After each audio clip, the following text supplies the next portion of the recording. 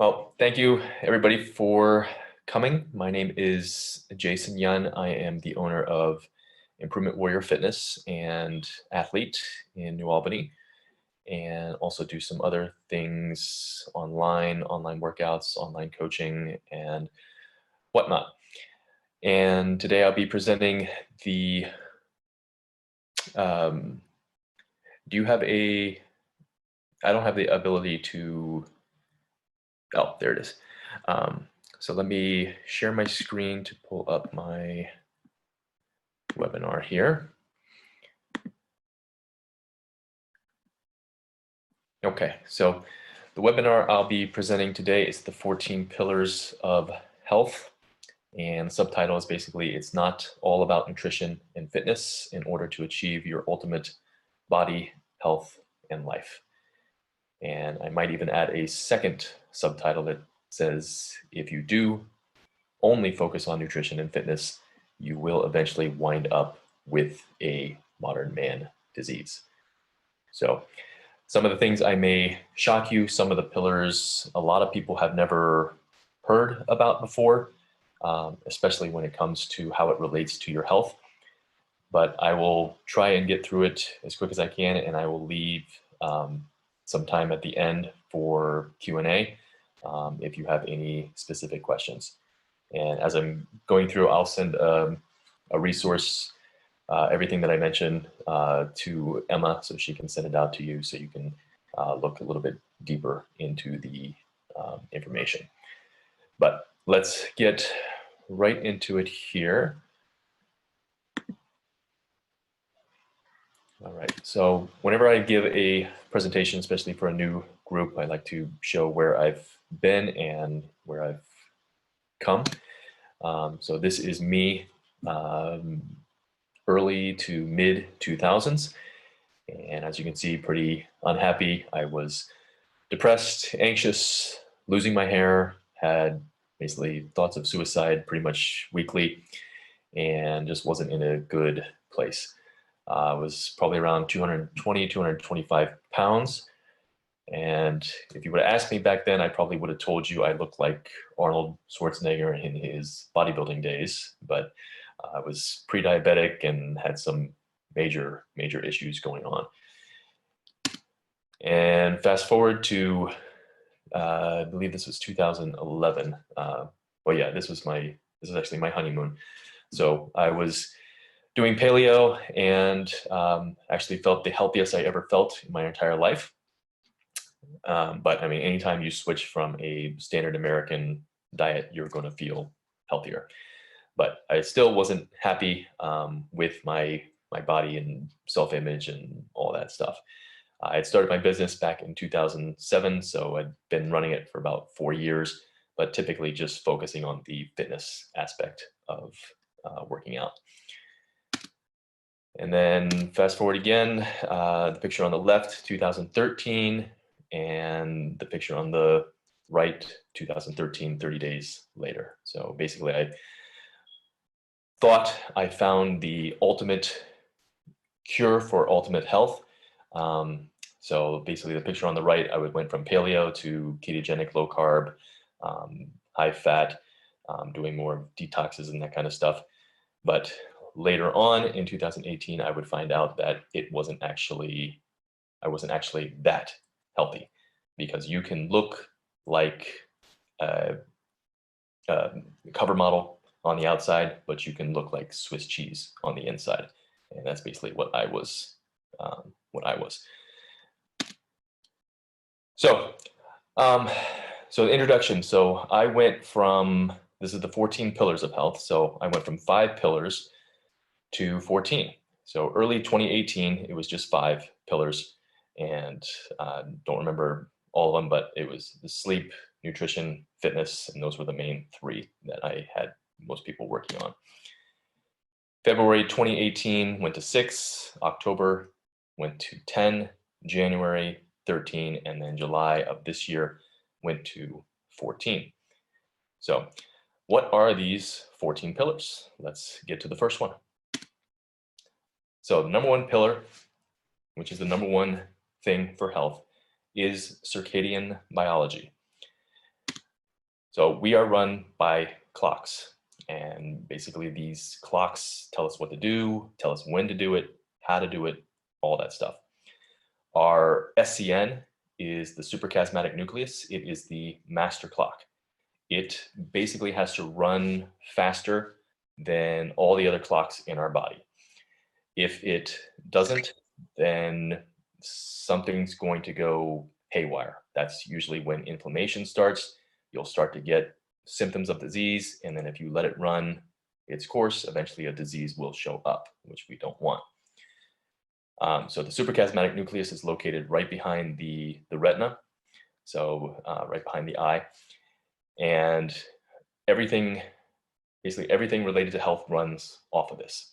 Okay, and once you learn this, then all the pieces start to fall together. Basically, everything connects to circadian biology, every health aspect. So if you, like I was a food and nutrition guru, and I thought, or food and exercise guru, and I thought that's all you needed to be healthy. But it's certainly not true, because circadian biology tells us when certain hormones are going to be highest, when they turn on, when they turn off, when our blood pressure is going to be highest, when it's going to be lowest, when we're supposed to poop, when we are, when it's best to work out, when it's best to eat and not eat. All that stuff is driven by circadian biology. And it was just given the Nobel Prize, I believe, in 2016 or 2017, but it has been basically dictating life as we know it on this planet for more than 4.6 billion years. So one tip I can give you for circadian biology is eat during the light cycles. So if it is dark outside, kitchen's closed. If it's light outside, kitchen's open. And we'll get more into nutrition once we get to the nutrition pillar, which is way, way down, by the way. So, all right, pillar number 2 is breath. So I just did an entire webinar on breath. So I just got one slide here, so I can't really do it justice in 5 to 6 minutes. But I'll send that over to Emma. It's a free webinar, and basically the breath is our life. So the main problem with it is the mouth is supposed to be the backup system. Unfortunately, most people have made it the primary system, and that it's one of the things that links to all the diseases that everybody knows. So all diseases can be said to be a state of hypoxia, which is just lack of oxygen. And depending on where your disease or your issue shows up, so if it shows up in your brain or your heart, then you're going to be taken out a lot quicker than, say, your thyroid, or you have a spleen issue or something like that. None of the other pillars work without breathing. So I mean, you go 2 to 3 minutes without oxygen, you're basically brain dead. And actually, it is the #1 cause of cavities, mouth breathing. It's not junk food. It's not anything like that. So that was one of the big shocks that I discovered. And snoring, snoring is not normal at all. So any amount of snoring indicates an issue, a breathing problem, number of things that could be causing the snoring. But if you do know somebody snoring, or you're a snorer yourself, we need to fix that as much as we can. One of the big things that I always tell people to do is tape your mouth.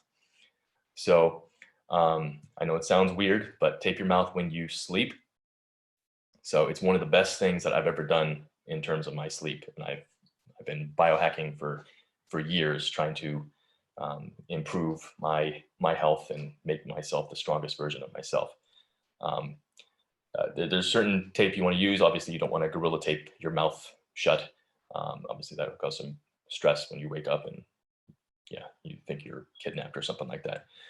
Also, waking up in the middle of the night to go to the bathroom, not normal. So when you do tape your mouth, and when you do, you'll be breathing 7+ hours through your nose. And when you do that, a hormone called vasopressin comes in, which basically turns off the urge to go to the bathroom in the middle of the night. Another thing with breath is nitric oxide. So nitric oxide is one of the most important molecules that we create. And if you breathe through your nose, that's going to increase the nitric oxide by 6 times. And you also make nitric oxide through UVA sunlight exposure. And the #1 predictor of life expectancy is actually lung capacity. So they say after the age of 30, if you're not doing something to improve your lung capacity, so exercise or certain breath holds or anything like that, then your lung capacity starts to go down at age 30. And then after 50, it really starts to basically go off a cliff if you're not doing something. And the final point there, carbon dioxide, we have 100 times more of carbon dioxide in our body than oxygen. And carbon dioxide is actually what is causing the fat burning. So a lot of people will say, when you do this exercise or you do this certain type of exercise, you start shrinking the fat cell and all that. That's not true. It's basically, we breathe out the fat, okay? About 80% of the fat we lose is through our breath. And carbon dioxide is basically in every single tissue. Okay, and then here's just a picture of the nose breather versus the mouth breather. As you can see, much more structurally sound in terms of facial structure, nose structure, and all that. And actually, if you are a mouth breather, that's going to make you want to breathe more through your mouth. But if you breathe through your nose, that's going to help you breathe through your nose. So your breath needs to be something you need to become aware of if you are a mouth breather, because it needs to change, because nothing else I mentioned in this webinar will work if you are a mouth breather. All right, pillar #3, mindset. Okay, so mindset is everything. This possibly could be #1. Building up a positive mindset, it's going to take time. It's going to take consistency. Most people are like the stray plastic bag in the grocery store parking lot. So wind knocks it this way, a car knocks it this way. They basically just take whatever life is giving them, and then they just go with it. They don't realize that they have the power to control what's going on in their life. So there's certain laws in the universe. Gravity is one. Everybody knows if we jump off a building, we're not going to fly. We don't have that capability. There's laws of success. Consistency is one of the most important things. So if you're not training your mind properly, then the mindset is never going to shift into the proper way that we want it, which is positivity. If you are a mouth breather, it's going to be a lot harder. So again, nasal breathing is going to help you do that. There's an acronym called TFAR. So thoughts, feelings, actions, results. So your thoughts lead to your feelings lead to your actions, and your actions lead to your results.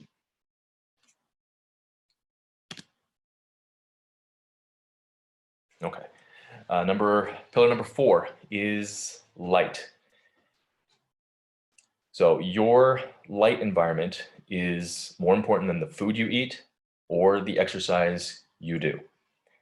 And when I first heard that in 2018, I thought that was ludicrous, insane, and stupid.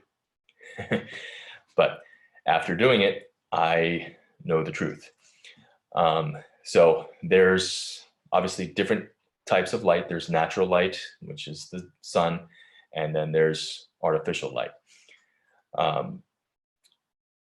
Light is the #1, or natural light is the #1 way for keeping your clocks, your circadian rhythm, your circadian biology either right or wrong.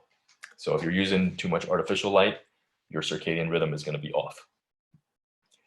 And this is a quote from Dr. Jack Kruse. So humans are the only species smart enough to create artificial light and dumb enough to live under it. With light, there is the main problem with the artificial light is the blue spectrum of the light. So it's going to really mess up your eye clock, and your skin is basically a clock as well. Your skin is basically eyes and little mouths, like billions and billions of eyes and billions of mouths. So if your skin is exposed, your eyes are exposed, it's going to mess up your clocks, which is going to mess up your melatonin, which is the hormone of darkness. It's supposed to help us sleep better. And then if your sleep gets knocked off, then basically the human starts to go bad. So inflammation starts, symptoms of disease start, and then disease actually does start if it's not fixed. So the worst exhibitors of light are going to be any technology device, or phones, or iPads, or computers, the headlights on your car, the street lights, the light in your refrigerator, the light on your washing machine, dryer, okay, all that. Anything that basically emits like a white fluorescent kind of light, that's blue light. And we want to take as much precaution mitigating it in our life and getting as much natural sunlight as possible. So with sunlight, sunrise is the most important. So seeing the sunrise as much as you possibly can is going to set that circadian rhythm, set your suprachiasmatic nucleus. Then after that, the second most important is when UVA light shows up. So ultraviolet A radiation. Then there's ultraviolet B. Most people associate UVB with vitamin D. Vitamin D, unfortunately, is not here in Columbus. It won't be back until January 20th. So we have a vitamin D winter from November 20th to January 20th. And the higher you go, the longer that is, the more south you go, the less that is. And some places, Florida, Texas, Brazil, they don't have a vitamin D winter. They get vitamin D all year long. So, and then in terms of the actual lights from best to worst, you've got the sun, then you've got red light, infrared light, near infrared light, so red light panels, that kind of stuff. Then number 3 is no lights, so 0 lights on. Number 4 is like an amber or a red bulb. So I don't know if you can tell, but my light is amber. And then you've got candle or firelight. So, all right, and then here's a little meme that I've created. So the food you eat doesn't determine what fuel your mitochondria chooses to use as energy. It decides it based on light signal it gets from your eyes and skin via leptin. Leptin is your master hormone. I'll get into that a little bit later. Mitochondria burn fat while you sleep if darkness is sensed. If artificial blue light is sensed, you messed up fat burning, messed up sleep, messed up leptin, and a host of other things. This is why any diet without sunlight is a band-aid and will eventually fail. Eat more sunlight. And so I say eat because basically you are taking in photons from the sun. And whenever you take in photons, those photons have energy, and they also have information to deliver to our mitochondria, which delivers to all our cells and tells it exactly what to do and how to do it and when to do it. Okay, pillar number 5, water. Just get a swig of it.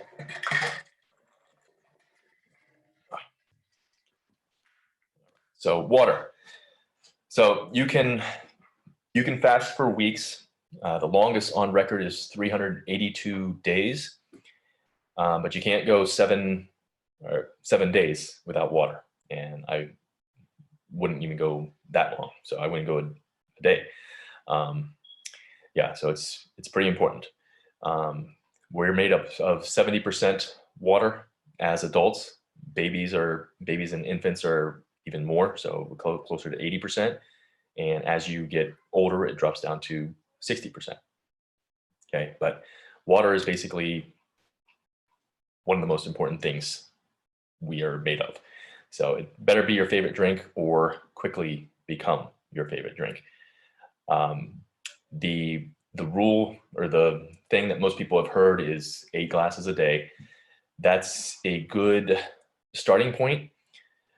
However, that's not where you should end. I always tell people you want to be shooting for at least half your body weight in ounces. I typically am anywhere between 120 to 150 ounces a day. And I weigh about 175, 180 pounds. So it depends on, context is important, and you want to build it up slowly. You don't want to go from 16 ounces to 100 ounces overnight, otherwise you'll be in the bathroom all day. So you want to build it up slowly. And the one thing also is you want your water to be as cold as possible. So I keep it in this Arctic jug here, and then it's usually filled with ice. So basically I cannot just chug it down without having to stop, because the back of my throat freezes, basically. That's how cold you want your water, because with cold water, you're going to have more oxygen in it, and you're also going to have more electrons. So the thing about water is there's a fourth phase of water not many people have heard of. It's called the exclusion zone of water. And basically what that is it excludes protons and electrons. So water is basically a big battery. And the more we can expand our EZ, the exclusion zone, the bigger our battery gets. So the more energy we get, and the more energy we get, then we don't need sleeping pills, we don't need caffeine, we don't need coffee, we don't need anything to get us through the day. The best thing that improves the exclusion zone is going to be infrared light. And with sunlight, 42% of all light that comes to Earth is in the infrared or red spectrum. Okay, and it's not just drinking water either. Photosynthesis is the basis for all life. So plants, they take sunlight, turn it into carbon dioxide, turn that into water, and then turn that into sugar.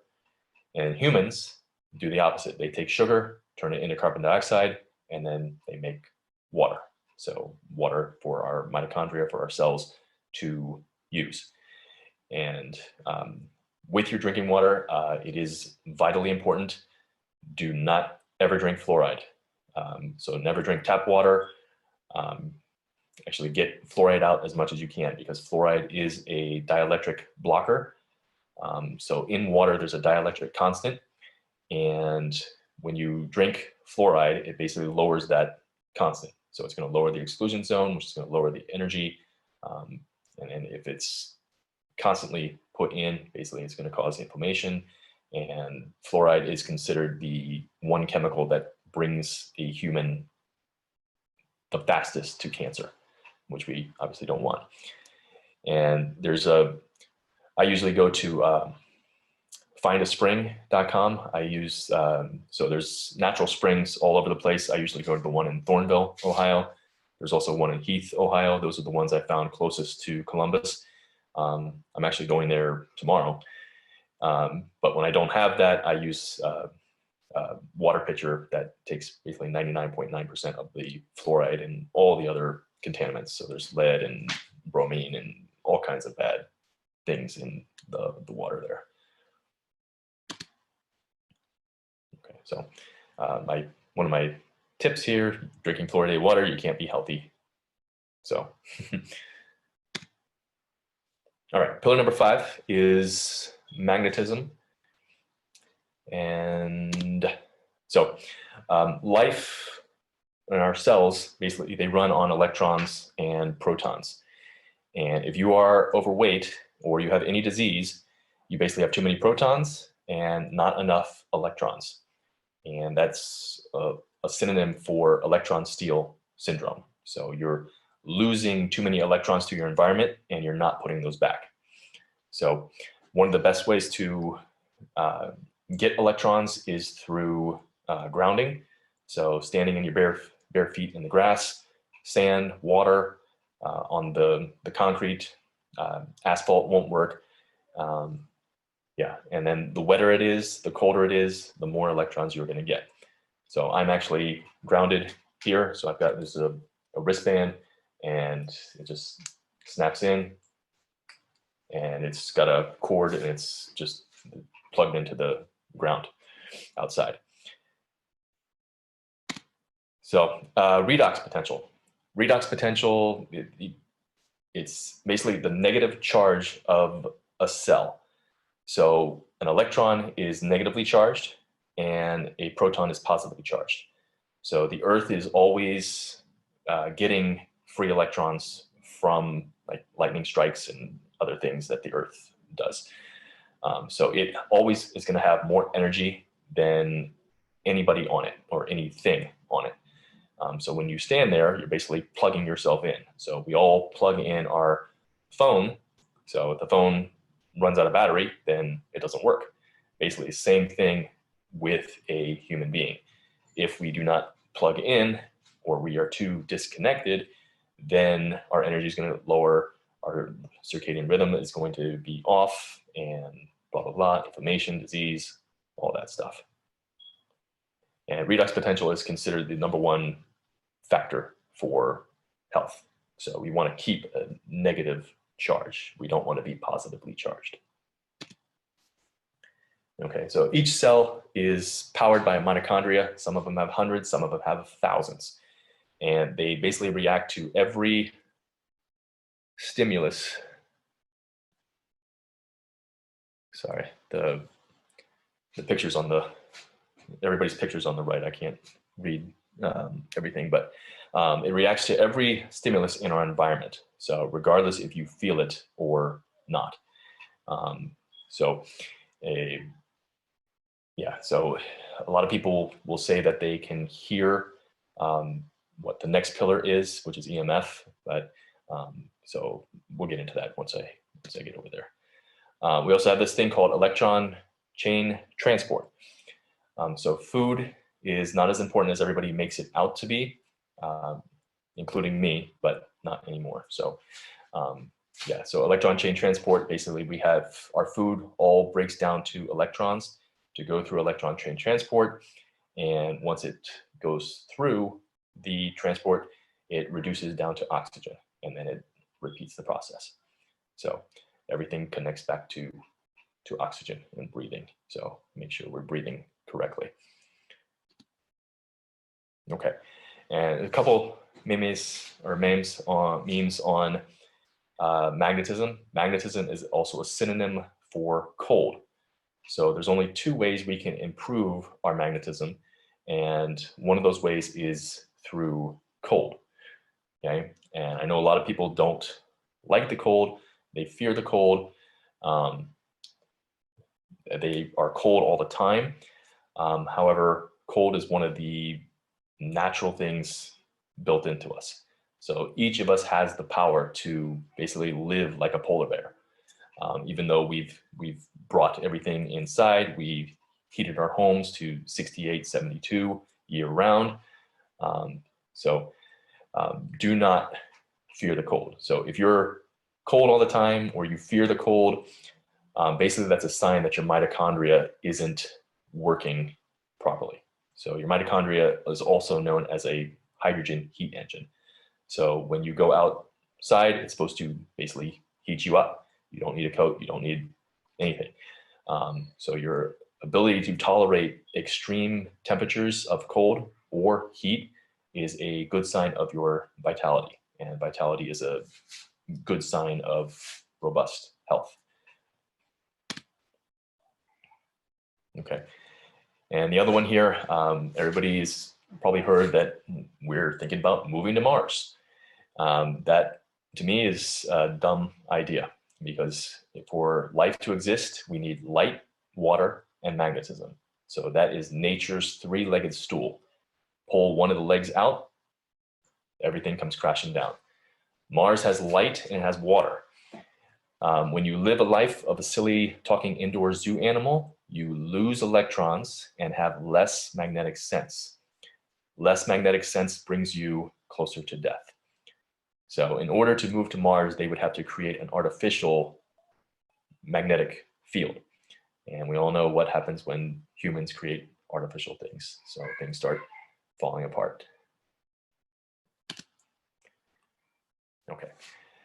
So pillar number 7 is EMF, so electromagnetic frequencies. So if you've never heard about this before, it is absolutely huge for your health. So there is native EMF and there's non-native EMF. You should be concerned about the non-native EMF. So every single chronic disease, every ailment, a non-native EMF has some play in it. So anywhere between 10 to 90%. There are 2 books that I recommend in regards to this. So the Non-Tinfoil Guide to EMFs and also the Invisible Rainbow.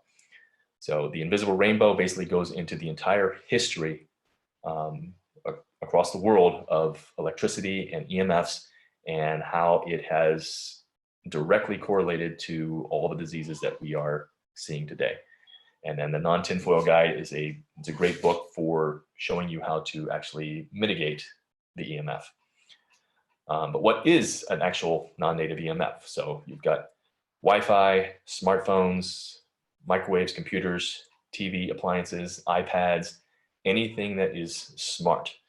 So if anything that in your house is smart, you want to turn it off or turn off the smart function and just use it as the dumb function. So the native EMF, you've got the sun, you've got the Schumann resonance. That basically is the Earth's heartbeat. So it beats at 7.83 hertz, which is the exact same frequency that our alpha brainwave is supposed to beat at. But unfortunately, so many people are connected to their technology that most people do not tap or cannot tap into their alpha brainwaves. And then also you got grounding. Grounding will actually protect you from non-native EMF. And the worst non-native EMF, so this has changed recently. So it used to be blue light, but it is now 5G. And it's just going to keep going. So they're going to keep adding the frequencies. 6G is already in the talks, and 7G, 8G, it keeps coming. So we've really just got to be aware of our environment. And yeah, so EMFs are really, really dangerous. So kids versus tech, kids lose. And you can also apply this to any human being or any animal. The people affected most by EMFs are kids and older adults. And reason is because kids are still developing. Their skulls are smaller, their brains are developing, they're unmyelinated until about 25. And then older people are basically on their way out. So electron depletion occurs when 2 semiconductors are made of different materials. Tech devices are made of silicone, humans are made of carbon. And yes, we do have semiconductors in our body. In order to run silicone, it requires more energy based on where it is on the periodic table. So it basically steals electrons from us. So airplane mode is one of the most important things that you can have your phone on. I tell people whenever you're not using your phone, and especially when you're sleeping, it should be on airplane mode. But whenever you're not using it, it should be on airplane mode, especially if you're walking. I tell people if you carry it exclusively on one side of your body, not on airplane mode, so either in a purse or a pocket, I guarantee you, if you check the density of your hip, the the density that you keep the phone on is going to be less. And there is you're going to see it more and more, but I mean, don't be surprised to be seeing people in their 20s, 30s with osteoporosis. And the more we start adding these EMFs, because Elon Musk is trying to, he's not trying, he has shot 5G up into the air. So everybody is basically exposed to it. We cannot get away from it in this modern world, but we can mitigate it. Okay. Pillar number 8. Emma, how am I on time? You are doing good. You have about 23 minutes left. So Okay. we're halfway done. So I think we're doing pretty good. Okay. All right. So number 8, this was sleep. This was number 1 of my 5 original pillars. And I have a podcast called Improvement Warrior Podcast, and episode 7 goes into 36 of my sleep tips. So sleep could easily be number 1 as well, ties into everything. We have a process called autophagy when we sleep. So our brain, our organs, it's a repair system. It basically takes out the trash. Other things that improve autophagy is fasting, exercise, and that kind of stuff. General rules. So asleep by 11. The earlier you go to bed, the better it would be. No food or drink 4 hours before you go to sleep. Okay, and that also ties into the circadian rhythm tip that I gave you. When it's dark out, don't eat. When it's light out, eat. I know it's kind of hard because it gets dark at 5 o'clock, but depending on where you are in your health journey, that might need to be one of the main priorities or not. And then you want your room as cold as possible. Okay, you want 0 lights, so you want your room as dark as possible. Sorry.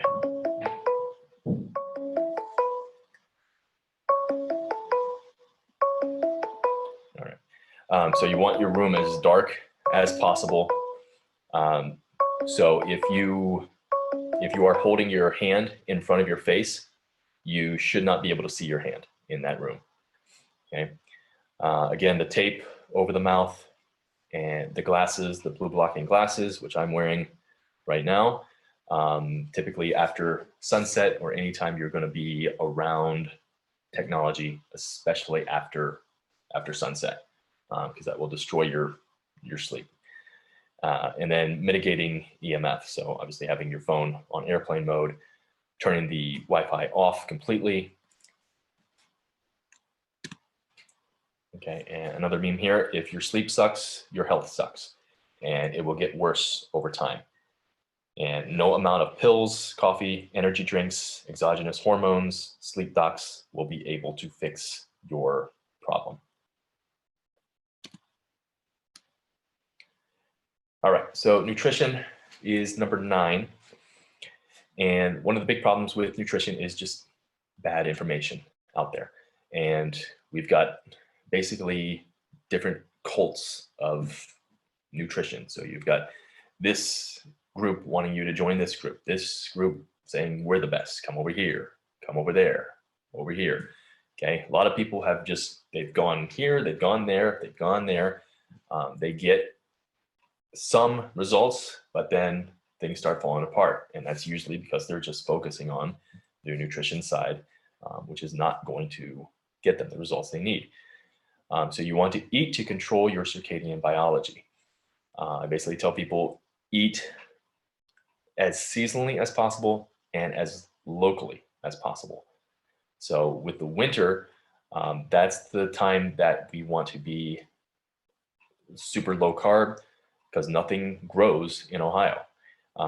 Higher fats, more proteins, okay? And then as the things start to grow, then we can start adding the carbohydrates, the fruits and the vegetables back in. Remember, all food gets transformed into either glucose, fatty acids, or amino acids. Then it gets transformed into electrons or protons to go through the mitochondria. Okay, so a paleo, keto, low carb, high fat type of nutrition plan, and seasonal, with one big caveat, and that is DHA. So DHA is basically the only essential nutrient for all humans. It's basically 600 million years ago, there was the Cambrian explosion. And from the Cambrian explosion, complex life came into play. So before that, there was just prokaryotes and bacteria, so single-celled organisms. After that, that's when life exploded. And the reason was two things showed up. Oxygen showed up and DHA showed up. So DHA, if you don't know, is an omega-3 fatty acid. Basically, the best place to get it is seafood. But DHA needs oxygen, oxygen needs DHA. And the thing with DHA is basically it's an electron catcher. So we have the most DHA in our retina, okay? Or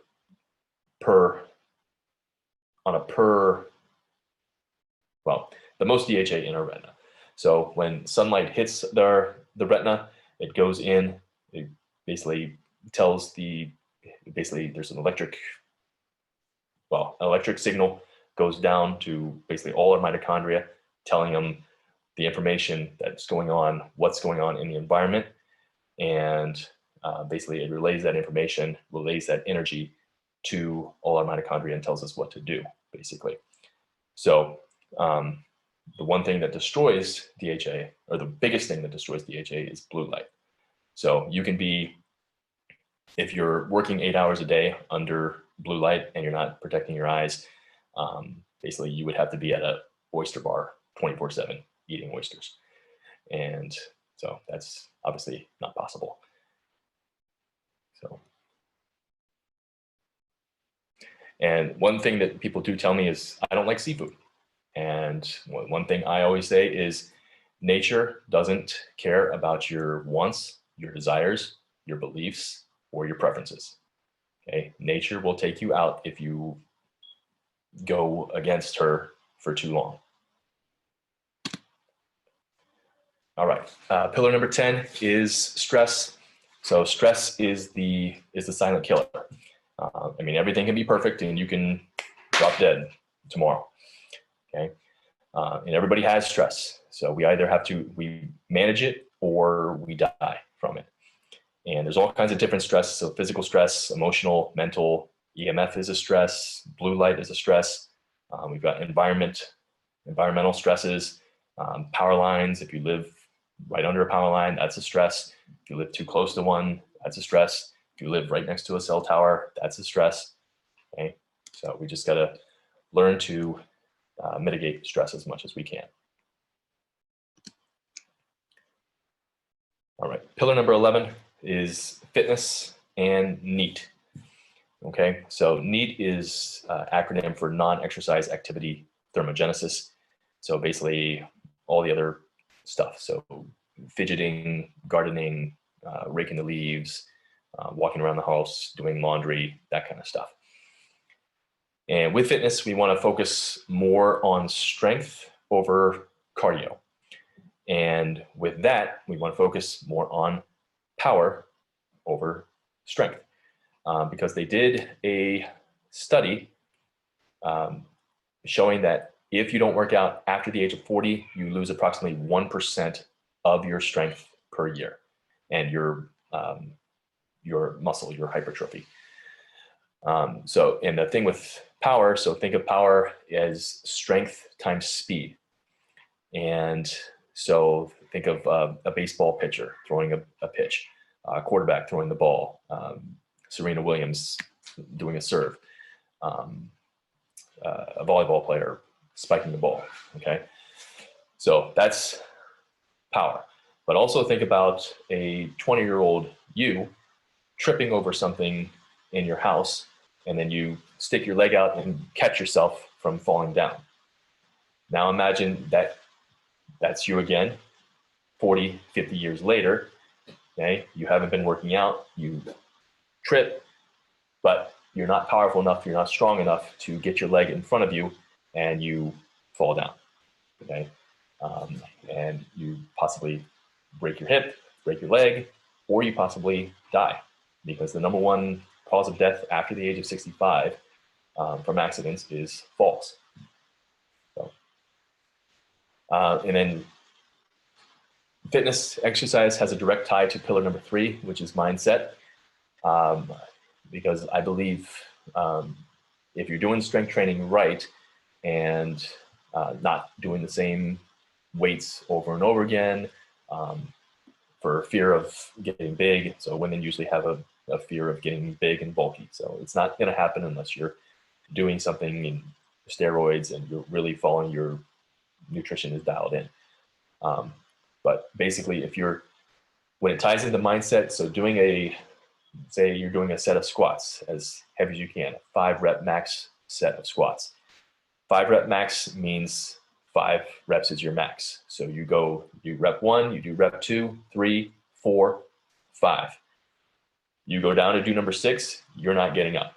Okay, that's what a 5-rep max does, and that's one of the best ways to build your mental toughness and build your clarity and your strength of your mindset. Workout versus training. I always tell people don't ever work out. Okay, you're training for somebody or something. Everybody is an athlete in life. Okay, you're training for life, and then you have different things that are coming up in your life. So you should have different goals, and you should use your fitness and your training to move you closer to those.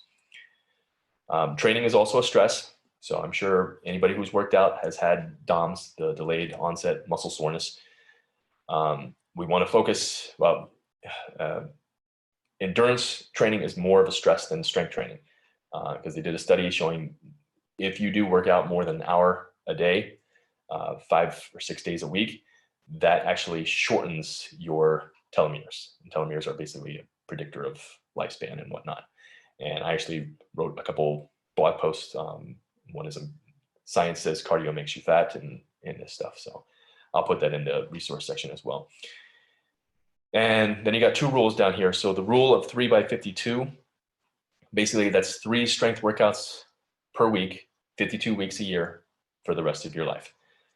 And then you can add whatever other workouts you want to do on top of those strength workouts. But again, when we want to focus on strength, because that's going to be the best and the most time intensive, this bang for your buck, basically. Then the other rule is rule of leptin. So leptin is the master hormone. It's the controller of all energy metabolism. If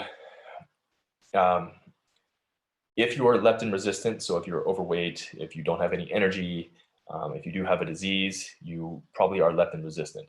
And I have a couple of 3 leptin webinars, but basically there's the one basically goes over what leptin is and all that stuff, and the second one basically tells you how to reset your leptin, because most people talk about insulin as the problem when you're overweight, but insulin is not the problem. Leptin is the problem. Leptin resistance showed up before insulin resistance. So you want to fix leptin, then things will start to get better. So if you fix leptin, basically it's easier to get healthy. So, and the one thing if you are leptin resistant, I tell people don't work out, at least when you're going through the reset. So at least for the first 4 to 6 weeks. Some people, they don't want to hear that. So I had one client start with me last week. And basically the only thing I do is I never go over 5 reps with her. So she's only doing strength training. But the one thing, if you are leptin resistant, the one thing you don't, or the exercises you don't want to do is like long steady state cardio. You don't want to do boot camp workouts. You don't want to do HIIT workouts, because basically your body can't use fat properly. Okay, and then a meme here. So fat evolved on our body So we can move around and engage in other activities. Plants and trees, they don't have that luxury. So if you are overfat, you are leptin resistant, and you cannot use or burn fat properly. But you can get stronger, and you can build your mindset up with that. But again, I don't recommend working out if you are leptin resistant. All right, almost done here. Pillar number 12. So rest, recovery, regeneration. Sleep is the ultimate. Autophagy basically takes out the trash. So we want to make sure our sleep hygiene is on point. Then you've got active recovery. So that's basically just getting blood pumped in the muscles, doing like a recovery workouts. So more reps, pumping the blood in there, walking with a kettlebell, walking with weights, doing like little arm curls as we walk around, that kind of stuff. Then you got mobilizations, which is a 15-minute rule. Mobilizations are basically movements, stretches, exercises to basically relieve pain, soreness, or tightness. So it's basically to keep our body maintained in tip-top shape. So we take our cars in to get checked out, but a lot of people, they don't work on their bodies.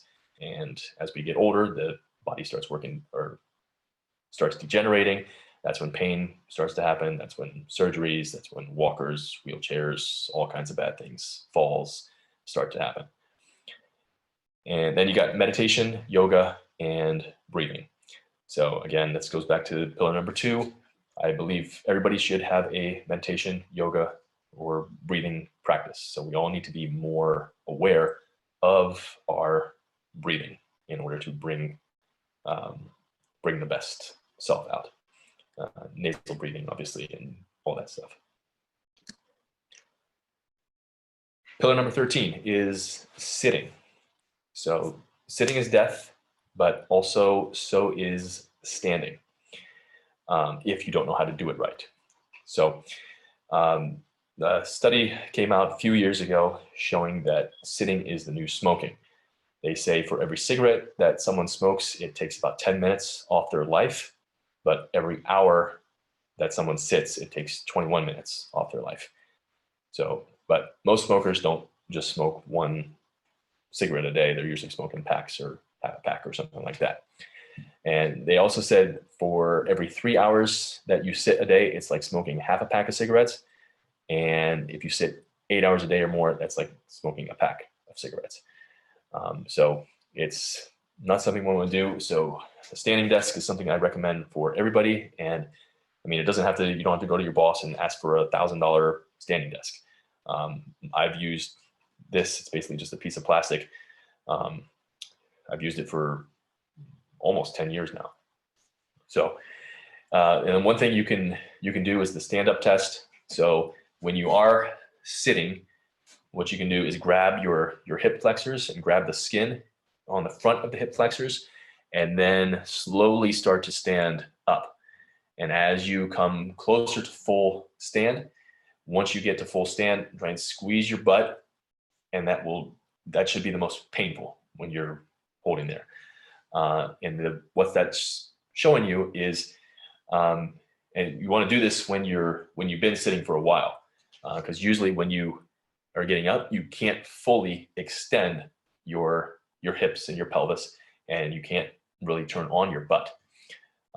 That's because sitting, one of the big problems with it is it turns off your butt, turns off your hamstrings, it turns off your low back, okay, and basically just causes all kinds of ripple effects down the line. So it could affect down lower to your legs, and it could also affect up higher to your shoulders, to your neck, and big problems with your back and whatnot. Okay. All right, so another meme here. So I don't know if you can see my standing desk there, but it's the same one. And there's my daughter on the right. So inspire your kids with actions, not words. So they are watching you. And that's how kids usually learn, is through modeling others. All right, so last one here is our posture. And we start off with text neck and how to hold the phone, or how not to hold the phone. So as you can see, the more you drop your head forward, the more weight you're having to support with your neck and your thoracic spine. And if you continue to do that, that leads into kyphosis or extreme kyphosis. It's also known as Quasimodo, the Hunchback of Notre Dame syndrome. Okay, it's something we don't want, and it's something that's happening a lot younger and younger. So I have a niece who is in a freshman in college, and she's had this problem probably for 5 years now. So it's a big problem. So always be mindful of your posture and what you're doing with your phone. Okay, and so sitting, standing, walking, moving, it's all tied in. So there's a proper way to do it and there's an improper way to do it. And if you do it improperly, it's going to cause pain and it's going to cause different things. It's basically, you've got to get into the habit. So you've got to become aware of what you're doing. Posture is going to be affected greatly by your breathing. Okay, so if you're mouth breathing, you're more than likely going to have rounded shoulders and other bad things like that. And then I'm actually going to stop the share here and show you how to stand part.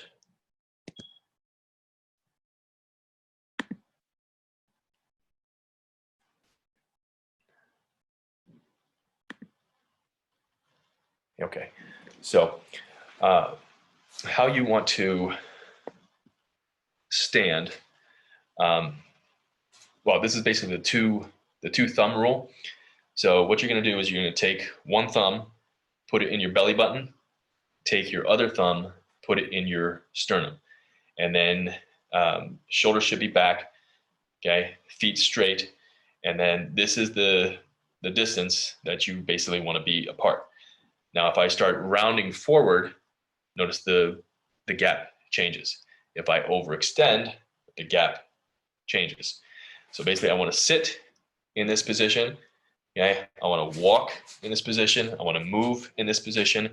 If I go to deadlift 300 pounds, that position doesn't change. If I go to pick up a pencil, that position doesn't change. Okay, so yeah, basically you're moving around like that. And then with your shoulders, okay, if you're wearing a t-shirt, if you have like wrinkles here where the chest meets the shoulder, basically you know you're too much rounded. So you basically want to stretch it out like it's ironed. Okay, and basically it might be really hard because your postural muscles need to be worked up. When I switched to a standing desk, it took me like 2.5 years to build up to standing all day. So I would move from a stability ball, which I recommend a stability ball is what I recommend sitting on instead of like a regular chair, because that will automatically turn your abs more on. Okay, but everything is a habit, and yeah, so, but that's basically it for the 14 pillars. Does anybody have any specific questions or anything that I feel I didn't cover?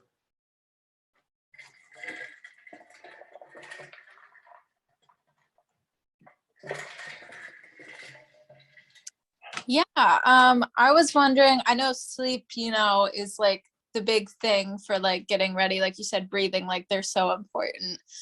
For people that don't have like a great sleep schedule right now, do you have any tips for like how to start getting yourself to kind of follow those rules and getting a good night's sleep? Because I know for some people, you might lay there for what seems like hours and you just can't fall asleep. So if you're in that camp, how do you kind of acclimate? Yes. Number one thing with that, especially if you're laying in bed and you can't fall asleep, it's the blue blocking glasses. Because that blue light gives off a color temperature of 5,500 to 6,500 Kelvin, which is basically 12 to 1 p.m. So if you're watching TV, looking at your phone at 10 p.m., it's sending the signal to your brain. It's 1 p.m. That's not time to go to bed. Okay. So with your phone, and I've got a video of it, but so my phone, I don't know if you can see it, but it's always red. So, and I can adjust it up and down based on where I am. If I am outside, I'll turn it down a little bit so I can see it a little bit better. But typically it's always red. And on my computer, I've got iris. On my TV, I've got like an amber screen. It would be red, but my wife won't allow that. So, but yeah, blue blockers are one of the most important things to do. And also seeing that sunrise, because that's going to set the right hormones off. If you wake up at like 6 a.m. and you're being blasted by blue light, that's going to spike your cortisol. It's going to destroy your melatonin. And when melatonin gets destroyed, we cannot sleep. I mean, you can sleep, but you're not going to get into stage 3 and stage 4, which is the REM sleep and the deep sleep, which is going to help recover the body. So, what do you suggest? Like, I'm sorry, this is Ixia Johnson. okay, hi. I suffer with sleep apnea, so it's really, really bad, and it's hard for me to sleep. And I honestly don't use my CPAP because I hate it, and I can't. I was getting a lot of sinus infection because I'm allergic to it. So, anyways, I just don't use it, and I know that I'm probably messing up a lot of things in my body. Not able to sleep. So, I don't know what to do. Any suggestion? I know that you say that the blue light. Yeah. I mean, everything I mentioned here, but there's a book called Hold Your Breath by Patrick Mcewen.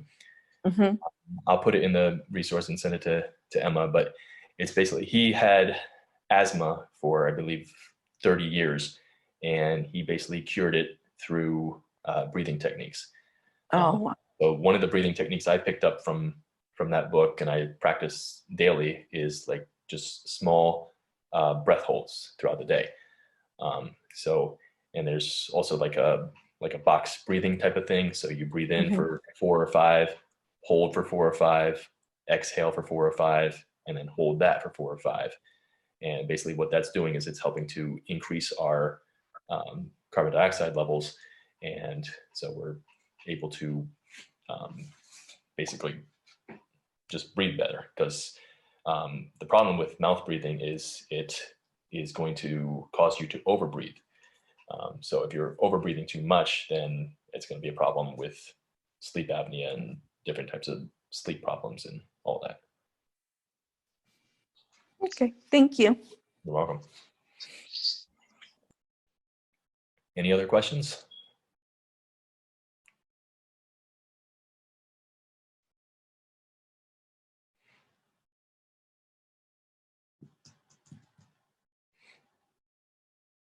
No?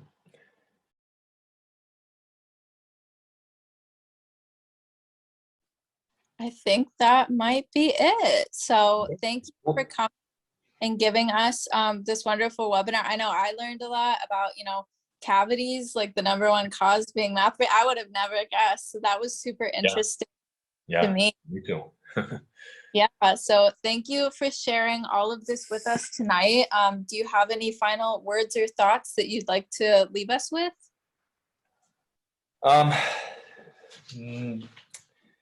Yeah, just, I mean, the #1 thing, just mind your circadian rhythm.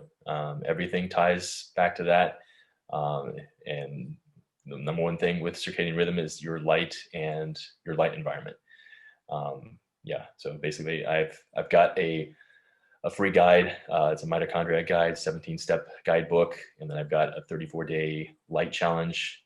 So I'll be having things starting up in the new year, and I'm doing things with Femergy. So yeah, so I'm sure Emma will be sending you information about that. But so a lot of things coming in 2022. Yeah, absolutely. Thank you so much for your time and all the valuable information. We appreciate it. Absolutely. Thank you for coming. Well, thank you everyone for joining us. I'll be posting all the resources from Jason on the Empower community, so look forward to that. Thank you again, Jason, for hosting tonight's webinar. And I hope everybody has